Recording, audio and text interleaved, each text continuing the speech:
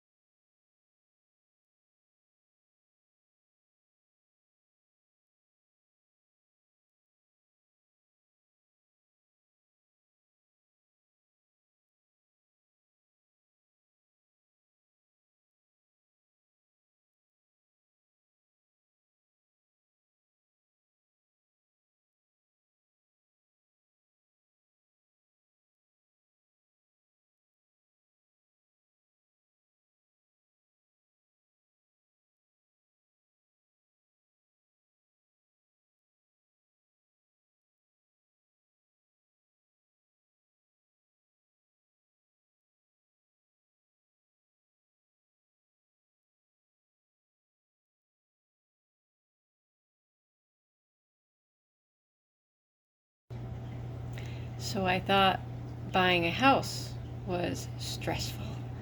And I'm on my 8th property I've bought and sold and so on forth. But buying a sailboat is a whole nother story. Just the paperwork alone, and I haven't even gotten to the survey.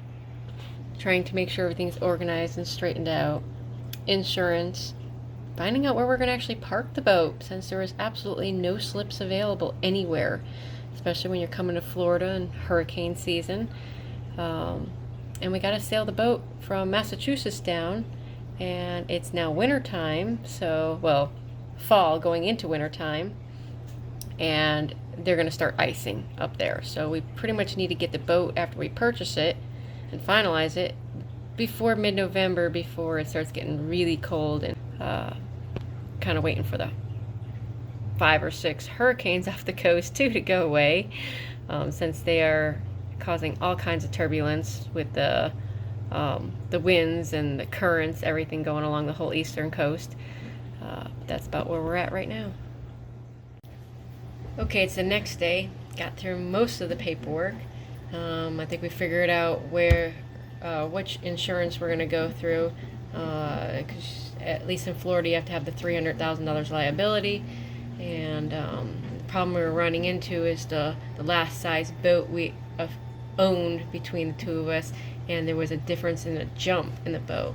So if you've never owned one, even if you've sailed them, they don't really count if you've sailed, since we're going to a 45-foot sailboat. There's a difference. The largest one we've ever had was a 32-foot boat. So the jump between a 32-foot to a 45-foot, some insurance companies won't insure you, or they'll give you an astronomically high rate. So that was something new that we didn't really think about, even though we've sailed 36-foot, 40-foot sailboats, but we've never owned one, or a large powerboat, or something that large. So, but we did find an insurance company we're going to be going with, and moorings, slips or something here in Florida, a lot of the northerners, because of it being cold, are coming down here. So a lot of the places don't have slips available because of the fact it's transient season, and they kind of, it's first come first serve, and kind of on a basis like that. And the ones that are permanent are already pretty much taken by the residents here. But we did rent a mooring ball to put it down here, and we got about 4 places that we can kind of hop between, and the anchorages that are close by in the area until we can eventually find a permanent spot for the boat. In additional to, it's a lot of the northern bridge, it seems like the northern bridges up there by Massachusetts, New York and everything, they're over like 100 and some feet clearance underneath. We have a couple here that are 65 clearance. We're in a 45-foot Hunter center cockpit, and the 456 passage is going to be, according to the little manual that we've read, it says 63 feet. So we're going to be coming very close. Definitely have to go during low tide to get under some of those bridges. And hopefully that's correct. We'll have to actually do, when we get the boat, do an actual full measurement from the top of the mast down to make sure it is 63 feet, because it's got an upgraded mast for the roller furling system on it. So we got to find out if it actually still is 63 feet or if it's larger, because otherwise that'll also dictate which marina we can go to, because there's bridges all the way through Jacksonville, Florida, at least downtown in the main area. We just live a little bit south of that, and so that's kind of where we're at right now. Signed the purchase agreement finally.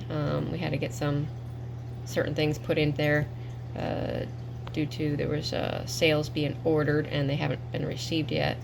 So we just had to get that in there, stating even after we close that those sales will be shipped down to us in Florida if they haven't arrived by the time we close on the sailboat. Drive out in a couple days, go up to Massachusetts, and get the survey done next week. See how that goes, and hopefully everything's good by then. And then we just wait for the rest of the paperwork to go through for closing, and go back up there and sell our boat down.